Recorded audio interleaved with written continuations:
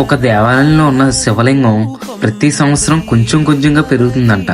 అది మానవ నిర్మాణమా లేక దేవుని మహిమ? ఇది ఎప్పటికీ శాస్త్రవేత్తలకు కూడా అర్థం కాని రహస్యం. ఇది తమిళనాడులో ఉన్న గోపీనాథేశ్వర స్వామి ఆలయం. ఇక్కడ ఉన్న శివలింగం సాధారణ శివలింగం కాదట. ప్రతి సంవత్సరం అది కొన్ని మిల్లీమీటర్లు పెరుగుతుందట.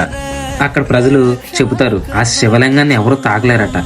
ఎందుకంటే అది శక్తివంతమైన ఆత్మ శివలింగం రూపం అని నమ్మకం.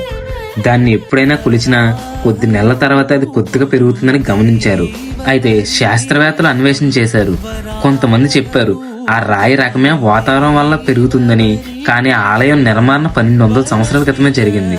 అప్పటి నుంచి ఇప్పటి వరకు ఆ శివలింగం పరిమాణం క్రమంగా పెరుగుతూనే ఉంది. అలా ఉంటే గ్రామ ప్రజలు మాత్రం చెబుతున్నారు శివుడు ఈ భూమిలోనే ఇంకా శక్తి రూపంలో ఉన్నాడని. ఆలయంలో పూజారులు కూడా ప్రతి సంవత్సరం ఆ శివలింగాన్ని కవర్ చేసే వస్త్రం పొడవ పెంచుతున్నారని.